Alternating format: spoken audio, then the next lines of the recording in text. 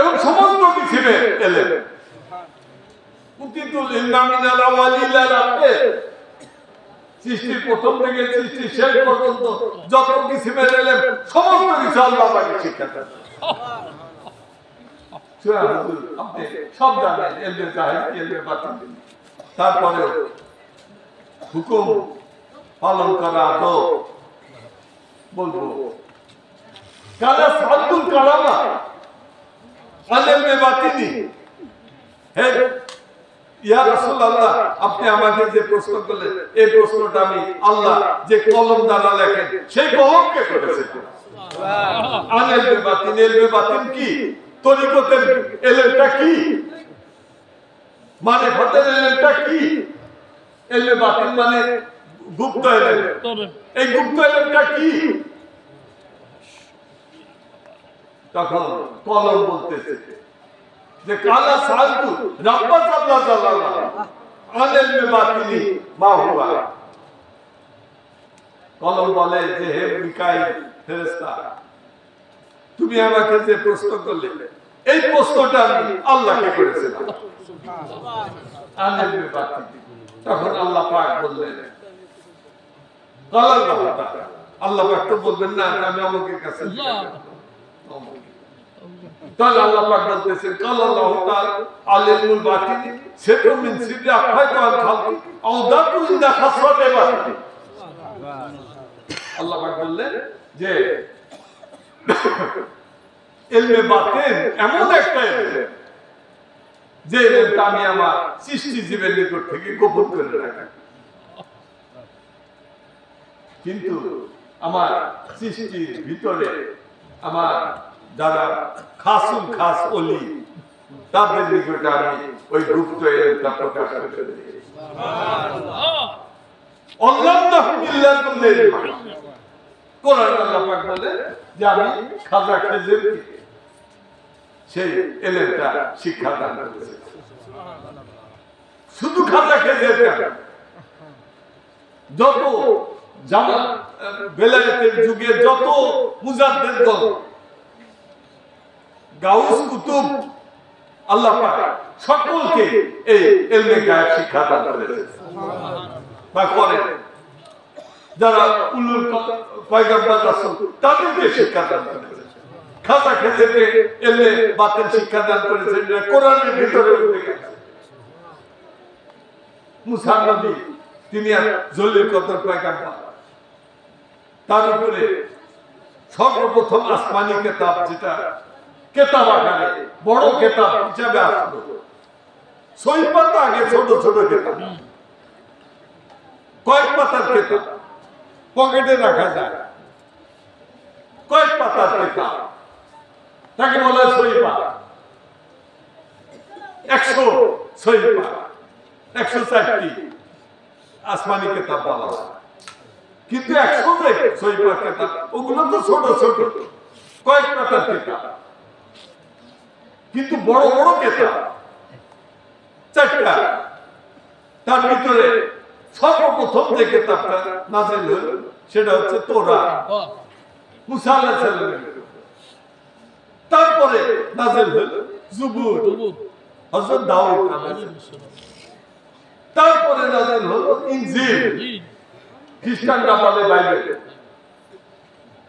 এবং সর্বশেষে নাযিল হলো আসমানি পূর্ণাঙ্গ এক মানব জাতির পথ প্রদর্শনকারী সেই আসমানি কিতাব আল কোরআন,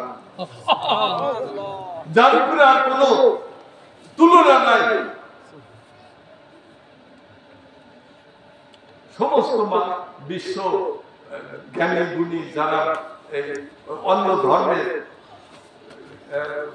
দার্শনিক ব্যক্তি জ্ঞানী গুণী তারাও কোরআন নিয়ে গবেষণা করেছে। মুসলমানরা কি গবেষণা করছে তার থেকে বেশি গবেষণা করেছে বিধর্মীরা, জ্ঞানী গুণীরা। তারাও গবেষণা করে বলছে যে না, কোরআনের ভিতরে আমরা কোনো ভুল পাইলাম না। এটা আমাদের জন্য গর্ব। ফ্রান্সের একজন খুব বড় দার্শনিক পণ্ডিত ব্যক্তি, রিসার্চ স্কলার রিসার্চ স্কলার মানে কি, যারা এই জ্ঞান বিজ্ঞান নিয়ে গবেষণা করে তাদের বলা হয় রিসার্চ স্কলার। এই রিসার্চ স্কলার একজন, তার নাম ডক্টর মরিস বুকাই। তিনি একটা বই লিখেছিলেন, ওই বইয়ের নাম হচ্ছে যে বইয়ের নাম হচ্ছে Bible, Quran and the science. Bible, Quran and the science.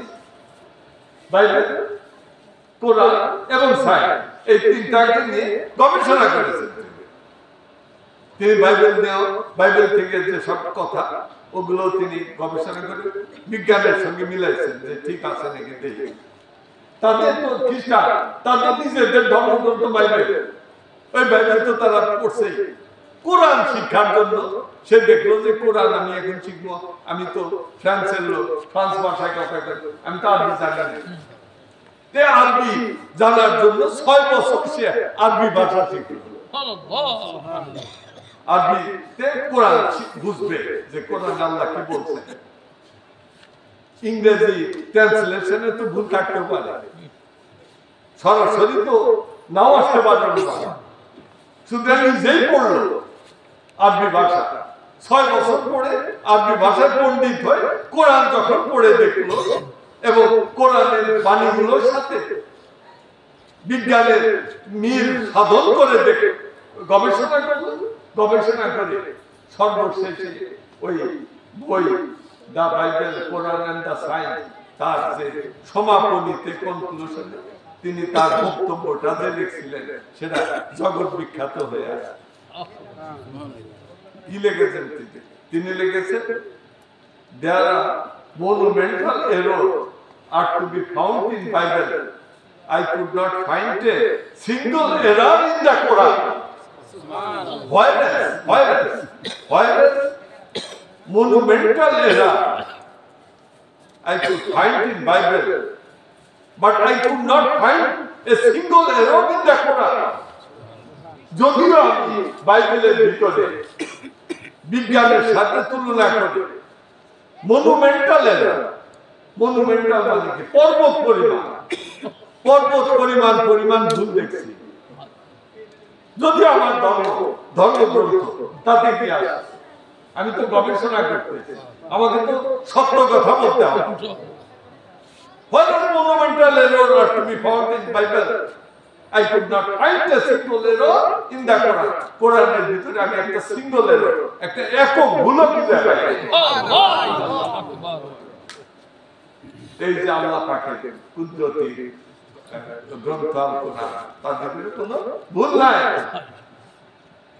এখানে আল্লাহ পাক বলছেন মুসা আলাইহিস সালাম তিনি এত বড় জলিল কদর পয়গম্বর, তার উপরে আসমানি কিতাব নাযিল হয়েছে, তিনি তার কওমকে নিয়ে চলেন ইহুদি জাত, বড় কথা।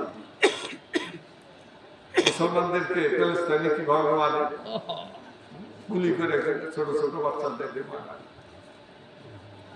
আমার আব্বা জান বলছেন যে এরা এমন একটা জাতি, অভিশপ্ত জাতি, যে বনি ইসরায়েলে 1,24,000 পয়গম্বর ছিল, তাদের ভিতরে 2,000 পয়গম্বর রাসূলদেরকে এই জাতিটা তাদের নিজের বনি ইসরায়েল এই বংশে জন্মগ্রহণ করছিলেন।